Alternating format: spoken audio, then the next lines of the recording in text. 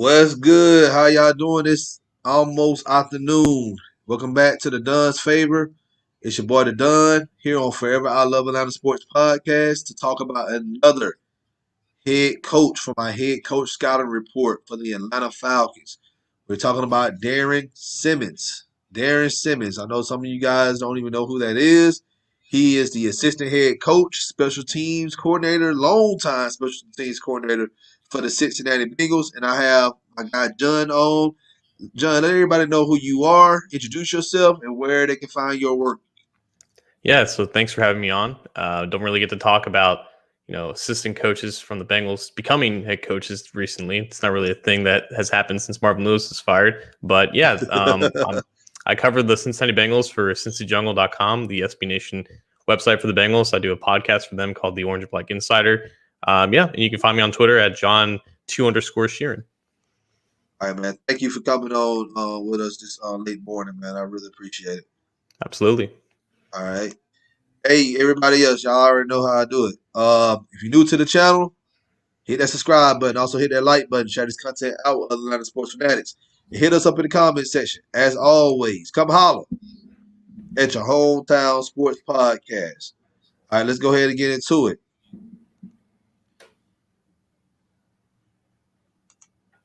Darrin Simmons. All right.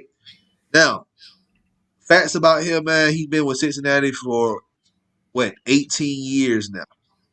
18 years. That is like a long time. Mm-hmm. All right. How did he survive? Before I get into his resume, how did he survive all that? Now, we know y'all have had an above average or top 10 special teams unit since he been there. But we know Marvin Lewis was way overdue his time there in Cincinnati. But for him to even be there that long, and we know that special teams coordinators, they can't fly on the radar as being, becoming a head coach. So yeah, he was there. He was hired when Marvin Lewis was hired back in 2003, which just speaks to how long he's been in Cincinnati. And it's kind of weird. Like you would think he would be older than like 46 or 47, but no, he came into like coaching career very young. As you can see, he was a graduate assistant at Kansas, where he, excuse me, where he played college football and punted as well. And he's just basically had the same title because I think for the most part, under Marvin Lewis, you had decent defenses under Mike Zimmer. You had decent offenses under Hugh Jackson. Darrin Simmons has been basically a staple of consistency for that team. It hasn't always been great, but even in recent years, they've had a top 7 special teams unit according to Football Outsiders DVOA metric, and it's always been very consistent. Like I remember in the early years of Marvin Lewis, they had some issues with long snappers with Brad St. Louis and with kickers and Shane Graham when he kind of fell off the loop. But when Simmons really started to kind of come into his own, it was just stable consistency. And in recent years, just from the long snapper and Clark Harris, the punter and Kevin Huber, even Randy Bullock has his warts, but it's just his units are just consistently prepared. And it's definitely more that you can say about what other Bengals units, the offense and defense, has been in recent years, and they produce solid contributors, undrafted late round picks that end up being one of the better special teams players in the entire league. Stanley Morgan was an undrafted guy from Nebraska a couple years ago. He's coming to his own. Ethan Carter, another undrafted guy, he's coming to his own as a special teamer. Jordan Evans, another guy. So there are guys that are on this team for special teams purposes because they just thrive under Simmons in punt units, the coverage units. It's just a very consistently prepared group, and it just speaks to how experienced Simmons is at the coordinator position. Yeah, and he was a punter himself, like you mentioned in Kansas. He was an all Big 8 conference punter in Kansas, so he wasn't a slouch as a player himself. Mm-hmm. So, he was there at Kansas in '96 as a grad assistant. Then he went to Minnesota in '97 to be their graduate assistant. Then he made his move to the NFL in 1998 and was an assistant special team coordinator and assistant strength and conditioning coach for the Ravens. And then he left there. He became under George Shafett, historic head coach for the 49ers, and then he went to Carolina, and he worked under Shafett in Carolina in '99 to the time that it was all dismissed after that abysmal 2002 season. He was also the special teams coordinator and the assistant strength and conditioning coach. Now, when Marvin Lewis, like you said, was hired as the Bengals head coach, he brought him there to Cincinnati to be their special teams coach in 2003. And then, he got moved up to the actual coordinator in 2013. And then Zach Taylor, he pretty much made him the assistant head coach this season. Why do you think Coach Taylor made that move to make Darrin Simmons the assistant head coach? Because I I feel think it, before go ahead, and when you say that, I'm gonna go ahead and segue to something else after you say what you got to say. okay. I think it goes back to how much respect the organization had for Marvin Lewis, because as you see, and as you said, he was with the Ravens when Marvin Lewis was the defensive coordinator for the Ravens. And that's kind of where that connection sparked and why he joined the Bengals in the first place. But I mean, he's been with the Bengals since the time that they started becoming kind of relevant after a lost decade of the 90s. So when they brought in a new coach and Zach Taylor, they said, we had a lot of success with this guy as one of Marvin's top assistants. You're going to keep him. We're not going to look for a new special teams coordinator when we have a pretty good one on your staff already. And after 1 year, I think Paul Alexander, the former offensive line coach for the Bengals, who under Marvin Lewis, he was the assistant head coach for a long time, and they didn't have a title for that during Zach Taylor's first year, but then he got promoted because, I mean, again, like out of all the assistants that were qualified, he was obviously the most experienced and the qualified and competent of any of the assistant coaches to kind of hold that title. So I think it goes back to how much respect that they have for him, how long that he's been there, how much success that he had under the previous head coach. It made the most sense as a guy that was the most qualified to kind of hold that title, and he's definitely earned it. Yes. Now, I remember a guy that was on the Philadelphia Eagles coaching staff. He started out in '98 under Ray Rhodes. Ray Rhodes got fired, Andy Reid came in, and he brought his own staff in. But he told this kid, "Hey, I need you to stay because I see something really good in you." And he stayed there for a long time up until what after that 2006 season.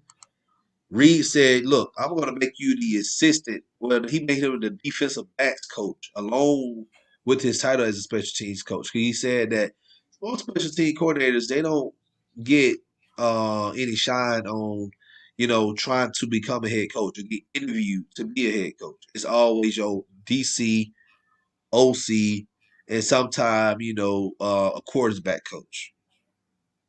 All right, and he had one season as a DB coach / special teams coach in 2007. A team by the name of the Baltimore Ravens interviewed this kid from Philadelphia. Well, he wasn't a kid anymore. He was pretty much a grown man. Interviewed this guy from Philadelphia and said, "Hey, we really see something good in you. We see that you can actually manage a team well, and we feel like you're gonna have that balance because you're not an offensive minded head coach. You're not a defensive minded coach.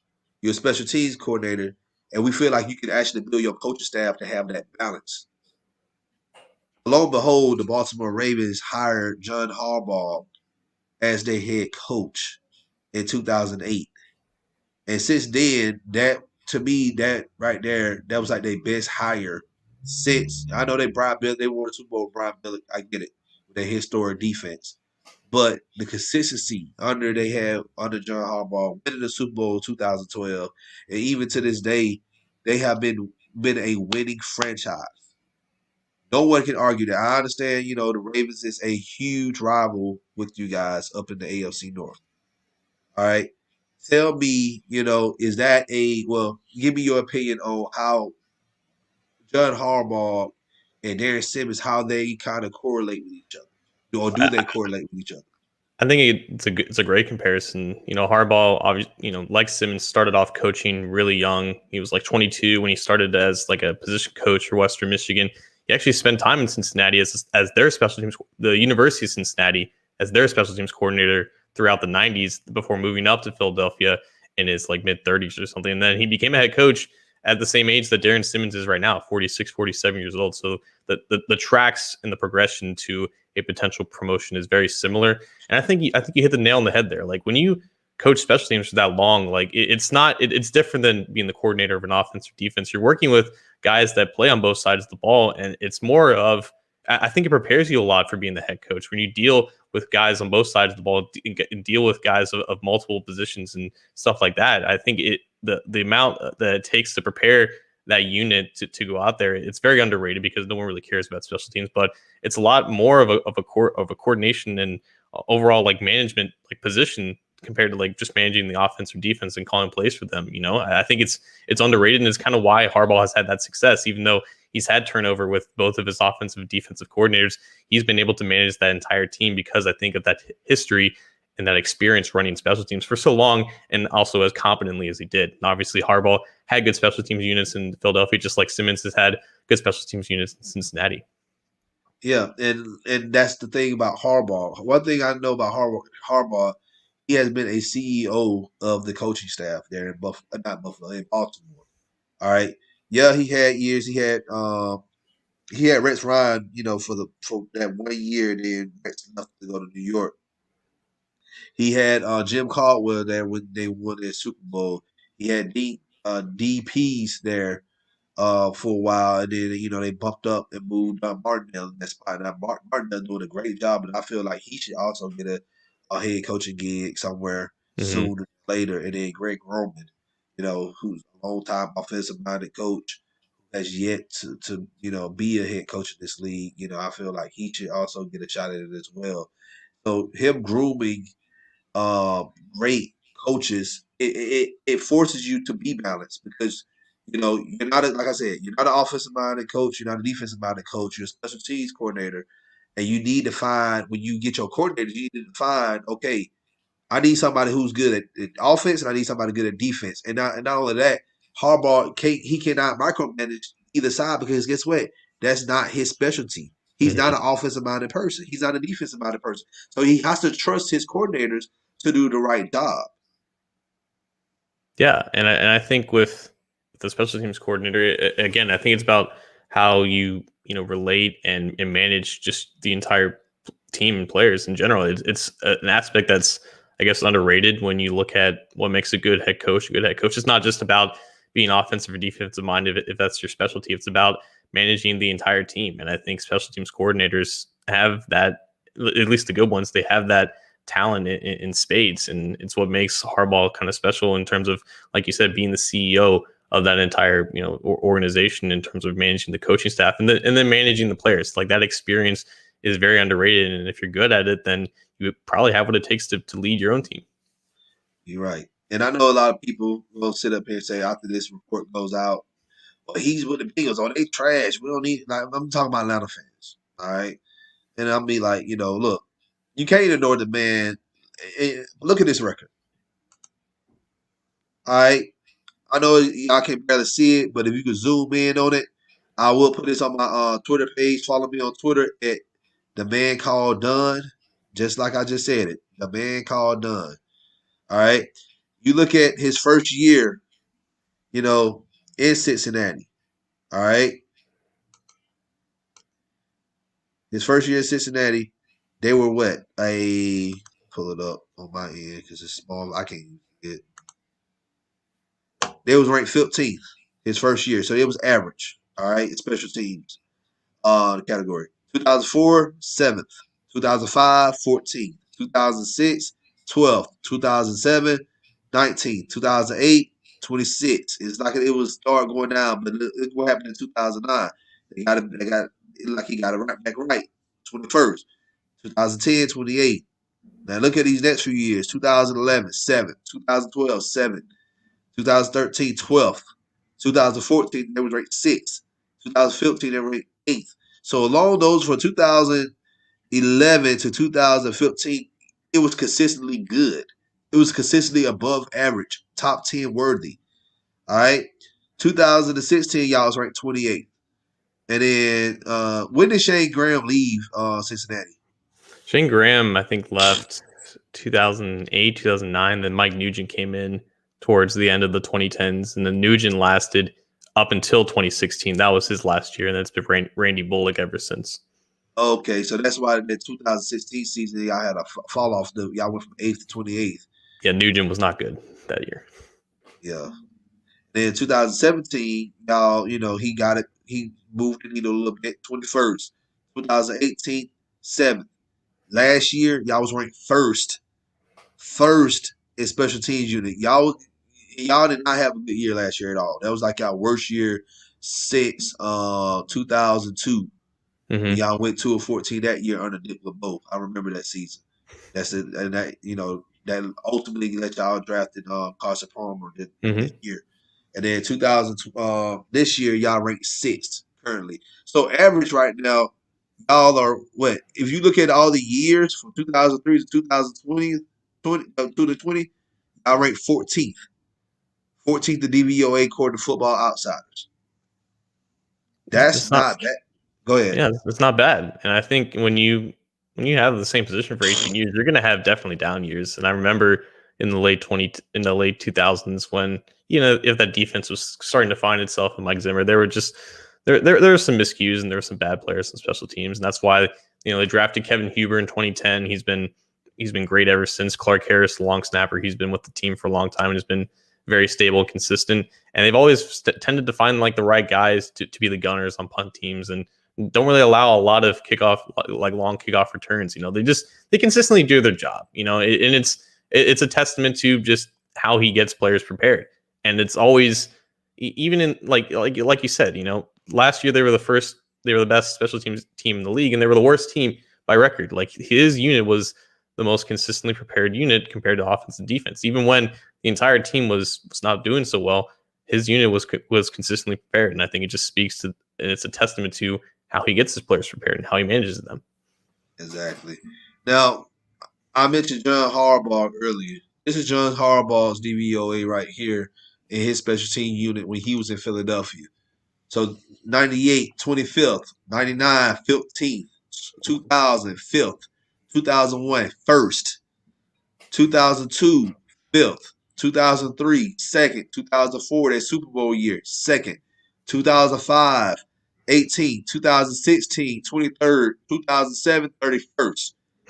And the reason why I think 2007 was bad, yeah, because they had some issues as well. David Akers, and then also he was also the defensive backs coach that year as well. So he had to focus on two positions there. It helped him get a job with Baltimore. Yeah, it's not bad at all.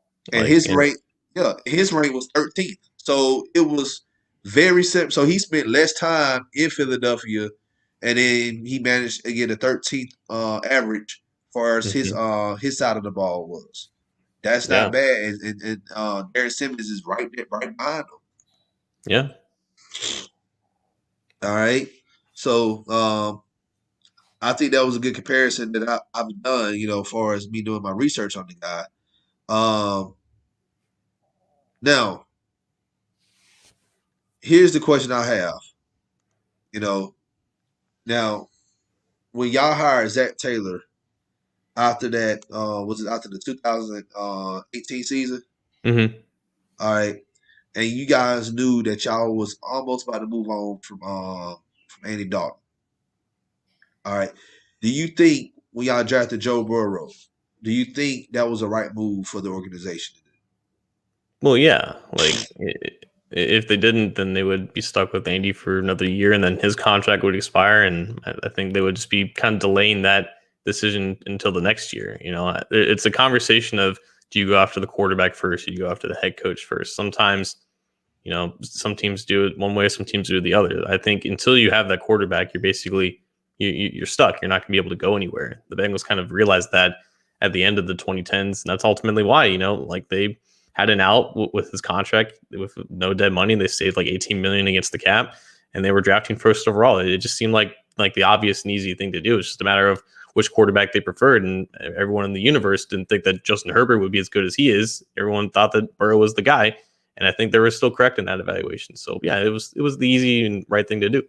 And y'all did right by hiring the coach first because we know Zach Taylor. He worked for a long time. Worked with Ryan Tannehill with his development, not only in Miami but before Miami, he was also in Texas A&M with Tannehill, and then he left there and he went to Los Angeles and he developed Jared Goff. And from that point, you guys as an organization, y'all saw, look, he does well with quarterbacks, and we have a quarterback problem here in Cincinnati.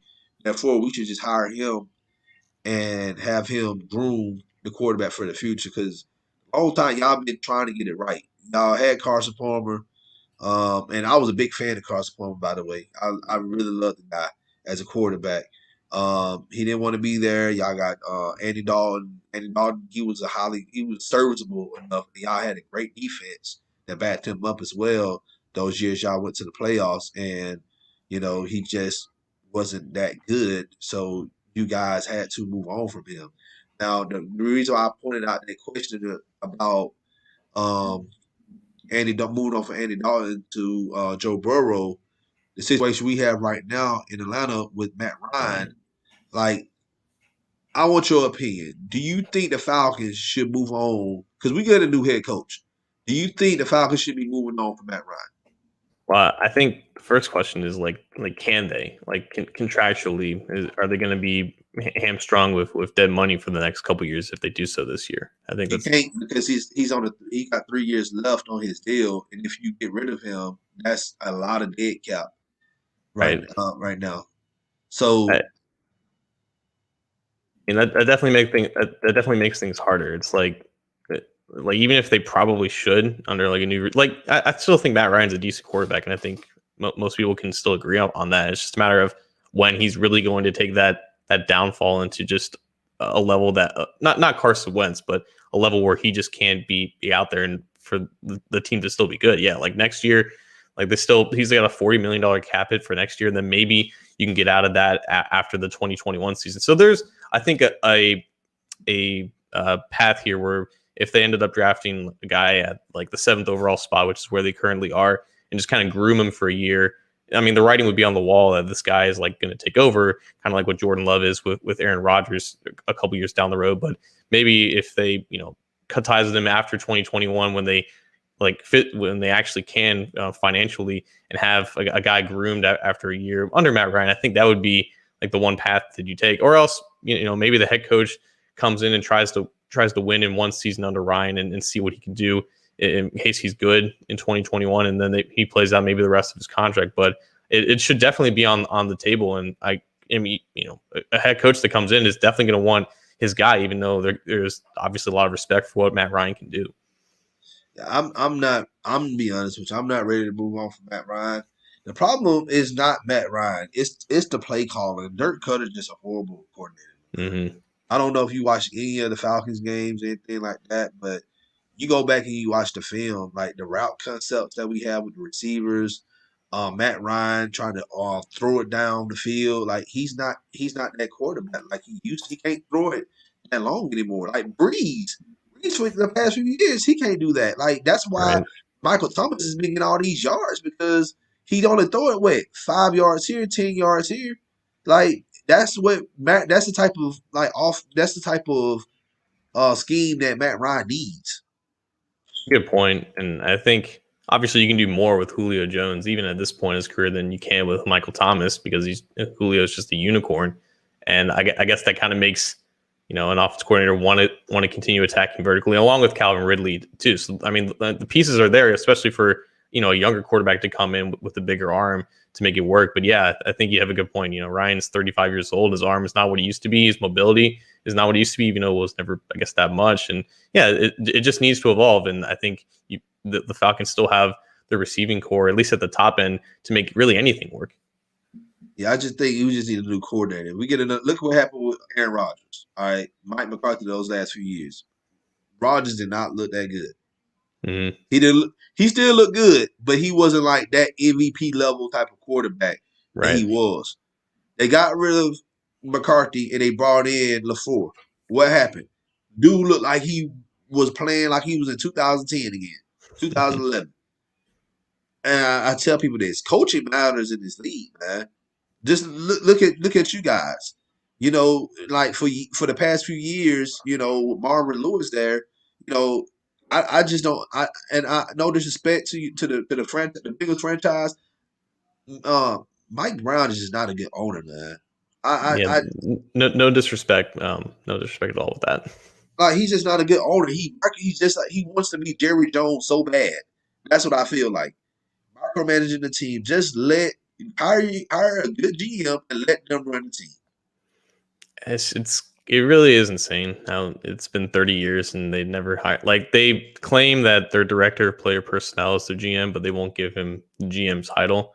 And yeah, like for so long he wanted to just be his dad, Paul Brown, and run it the way that he did, and the game has just really passed him by. You know, he's I dispute the fact that people say he doesn't want to win. I don't think that's true. He just doesn't really know how. He doesn't really know how to evolve his overall practice into what the NFL is now. And nowadays, it's more of an equal power structure with his daughter basically running the team on a day by day situation. But he still loves the fact that he makes those final decisions. So it's not like anything you see around the league. I guess Jerry Jones is an interesting comparison because he still likes to have that sense of power with him. But at least there's at least a GM with Dallas. Yeah. Well, we think it is, but Yeah. it's always figureheads. Let's be honest. Mm-hmm. It's there. It's for eye candy just to have say, hey, I have the title of GM, but I don't really have any say so what goes on. So, but yeah, but that's what I wanted to just bring up about Matt Ryan because like we're gonna hire a head coach, and a lot of people sit up here saying that well we need to just draft such and such quarterback, and I tell people this all the time. And here in Atlanta, there's a lot of people that hate Ryan. I don't know. I don't understand why the man won a freaking MVP. All right. And I tell people this all the time. Name me a quarterback. I said, name me 5 quarterbacks after Matt Ryan was drafted that was all pro. I'm talking about not 1 year, consistently all pro, at least more than 1 year, MVP, all right, level. You can't name that many. Good You point. name what Pat Mahomes.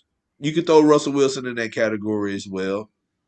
Lamar Jackson, and the tape is out on him now. Yeah, he had a good game the other day, but them the only people that you can really name.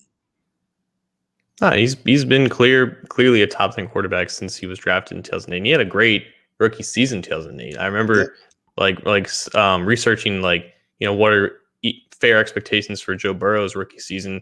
Like Matt Ryan was the outlier, and he came in and just straight up dominated. And then under Kyle Shanahan, he just elevated to a place that it was clear it was right up there with the Brees and Brady's and Rodgers of the world. And yeah, it's like I would like to see him have a couple more good seasons under his belt. It's just I don't know, man. It feels like ever since Shanahan left, it's just been a battle to get back to where they once were.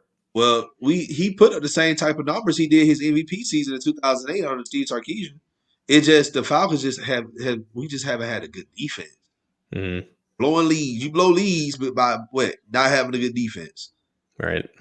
So that's the thing. We have to focus on defense in this draft. Like I'm not looking at a quarterback right now. Like that, I feel like you go. Yes, it sounds good to let somebody sit on the bench and learn under Matt Ryan, but you paying that rookie what, and it's a top 10 rookie. You're gonna pay this man with 10+ mil just sit on the bench, and the Falcons don't even have that much cap space like that to begin with. Yeah. Just not get on the field. Yeah. I kind of want to ask you a question though, because since we're talking about head coaches, the Bengals are probably going to be looking at a new defense coordinator. Would you endorse Dan Quinn for another defense coordinator job? Oh man, no, look, Okay. look. I don't endorse Dan Quinn for no. Let me tell you something, man. And this is why yes, the man took us to a Super Bowl. I get it. All right. Dan Quinn was never proven to be a defensive minded coach. Okay. Like he was under Pete Carroll in Seattle. Pete Carroll is a genius when it comes to defense. All right. But I wouldn't hire him if I was you guys. Look, Vic Fangio might end up getting fired in Denver. It's true. That's a good one. Another person that wanted to get back into coaching, Wade Phillips. I think Wade Phillips and Zach Brown, not Zach Taylor, they have a relationship in Los Angeles Mm-hmm. because he was a quarterbacks coach, and then Phillips was a DC. So that may be a good spot, but I won't Wade Phillips here. I'm just gonna be honest with you. And Vic Fangio's too, but you got those two guys. You also have who else? I'm trying to figure out who's going to end up getting the axe.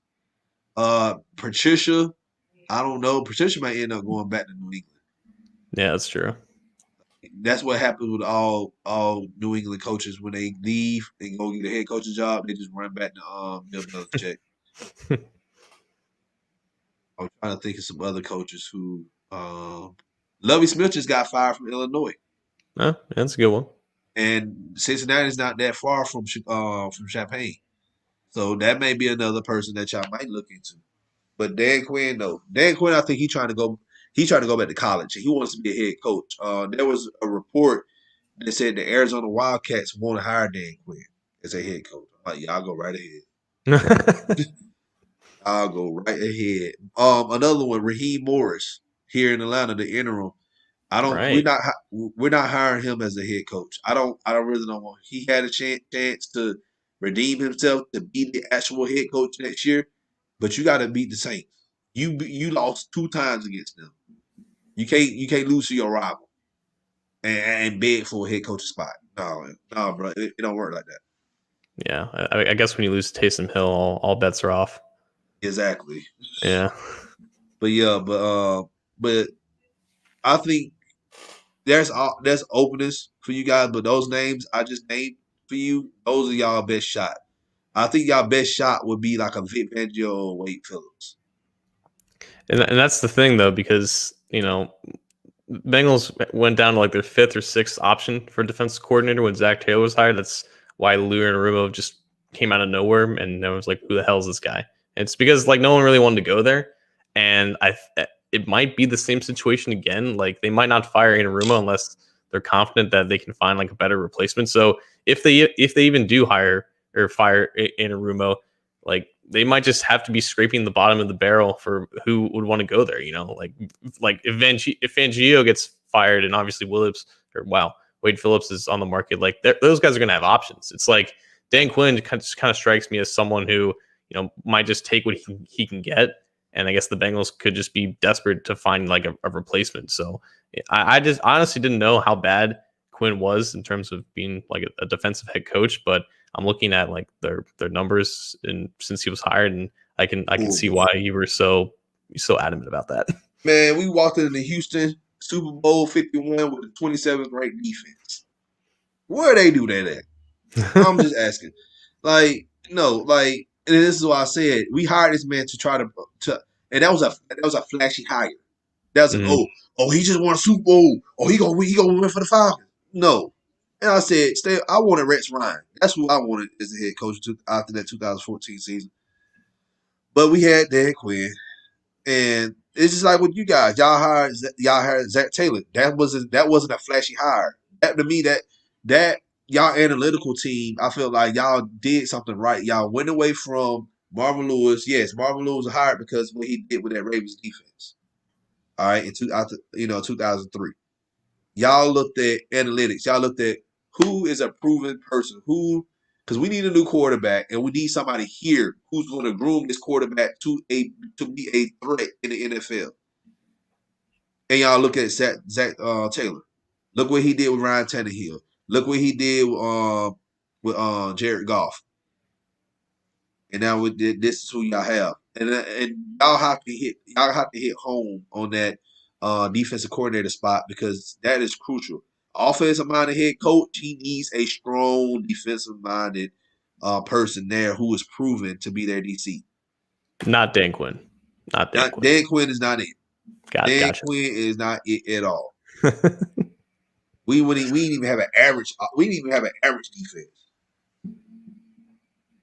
So, but yeah, but Right. I want to ask you ask you a couple more questions, and then we'll get out of here, man. Okay. Now, when Dan Quinn and Thomas Dimitroff, which was our GM, when both of them was fired, Arthur Blank said he wanted a leader among men to coach this team going forward. Do you think Darrin Simmons is a leader among men? Yeah, I would. I wouldn't presume to like know that much about him, but I look at the results and the production, and I think he just gets the most out of guys. I think if there's one reservation with Simmons is that a common complaint with Cincinnati is that Zach Taylor obviously is not qualified or prepared to be a head coach just yet. That's why we're seeing major growing pains in that regard. But also that the fact that he wasn't able to hire like great assistants to kind of help him out and kind of guide him as a young head coach. Well, Darrin Simmons is the assistant head coach, and while these other assistants like Lou Anarumo and the offensive line coach Jim Turner are getting much deserved criticism for not really giving Zach the guidance, it's kind of like Simmons is like immune to that criticism, even though he should be Zach Taylor's right hand man when it comes to in game management decisions and stuff like that. Just kind of help him out because he's been coaching for so long and at the same position. So I think there's a little bit of questions with that. But when it comes to just getting your guys prepared and just connecting with them and managing them and making sure that they're in the best positions to succeed, I think that does qualify for Simmons. Okay, because like I said, we have had passive coaches in the past who don't hold players accountable, don't want to, haven't developed players like they need to. Yeah, Quinn, I give him credit on developing Grady Jarrett, developing Deion Jones, Keanu Neal, those guys, but we had other players on the team too who couldn't even cut the mustard. You look at a guy like his name that we drafted. I forgot his name, but he's playing for the Eagles right now. He was a linebacker. I forgot. Duke Riley. Yeah, Duke Riley. Okay. Duke Riley. Duke Riley was drafted to the Falcons. Dude looked horrible. He's playing for the Eagles right now. He looked like a good serviceable linebacker for them. That goes on coaching. All right. And this is why I've been doing these reports because, like I said, Falcons got to get this right. Because if we don't, we wasting Julio Jones' time, we wasting Matt Ryan's time, we wasting Grady Jarrett, Deion Jones their time. And Arthur Blank, he's getting up, he's up there in age. He ain't got that much longer left. I hope he can live another 10, 15, 20 years. That'd be great. But I know his goal is to bring a Lombardi trophy here to Atlanta. And in order for him to do that, he has to make the right hire. So, my last question before we get up out of here: do you think if he's hired here for the Falcons, do you think he can fix the team? Do you think he Yes. can help find an identity of what style of football we want to play here in Atlanta? I think he has a good chance. I think he's definitely qualified. Joe Judge, the head coach of the Giants, who was a former special teams coordinator himself, he was asked about Simmons and he said he would get hired immediately. He's that respected around the league, and I think that's very important because when you build that pedigree and that reputation as an assistant, you're going to have guys who want to coach for you. I think he'll have a good opportunity to bring in a quality offensive and defensive coordinator, and that's what's really going to matter. Like in order for him to have as much success as possible as a first-time head coach, he needs those quality assistants. And I think Arthur Blank is going to help him, and whichever GM that they hire, they're going to help him bring in a good staff. I think he deserves a shot at this point. Definitely get out of Cincinnati. You're wasting your time here probably, and you're probably not going to be the next head coach here if Zach gets fired. I think he does have a good chance of being a successful head coach. I don't.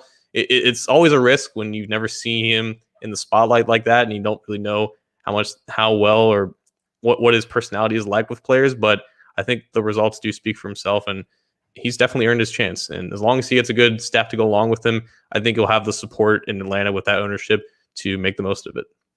And yeah, like I said, it worked for John Harbaugh. It looking good. I forgot about Joe Judge. He's looking good right now. Yes, they in rebuild mode, but they look very optimistic going into the next year, 2021. So Darrin Simmons, to me, I feel like if he doesn't get a shot here in Atlanta, he should very deservedly should get a shot on other teams that's going to have this Black Monday the next few weeks that's going to fire coaches. He should be a name that should come up on a lot of people's radar of bringing them in for an interview. A Yeah. lot of people keep going around These Adam Gase is trash. All right. Dan Quinn should not get no other job. He need to prove it on his own and try again. I think going back to college should help him out a little bit. So, but That's fair enough. yes, thank you so much for coming on, man. Once again, let everybody know who you are and where they can find you. Yeah, thanks for having me on again. You can find my work on cincyjungle.com. You can find me on Twitter at John2_Sheeran. And thanks again for having me on. All right. Thank you so much. All right, guys, if you're watching this live, appreciate y'all joining in live. If you're watching this at a later time, please let me know your thoughts in the comment section about Darrin Simmons. Do you think, hey, we need to hire this guy, or hey, we want to hire Airbnb, which I don't want, or hey, I need to do more research on this guy. I know somebody told me they want me to do a video on Nathaniel Hackett, the offense coordinator for the Packers. I will do one. I just got to find time. Holidays coming up. I'm just trying to balance FILA sports and my family, and I would like to spend time with my family, you guys. So, not trying to be, stingy or selfish. It's just life. But be on the lookout for that as well. But we'll be back Sunday. We will be interviewing former NFL tight end for the Atlanta Falcons and the Cincinnati Bengals, Reggie Kelly, at 8:30 that evening. So come back, let everybody know. Reggie Kelly will be on. He will be taking over the podcast, talking about his career, his business venture, just everything, life. Join us 8:30 on Sunday. If you're new to the channel, you already know what to do. Hit that subscribe button, hit that like button, share this content out with Atlanta Sports Fanatics, and hit us up in the comment section. As always, come holler at your hometown sports podcast. It's your boy The Dunn with another episode of The Dunn's Favor, scouting head coaches, potential head coaches around the NFL. Y'all have a great afternoon. I'll see y'all later. Don't forget to wear your mask. Have a great evening.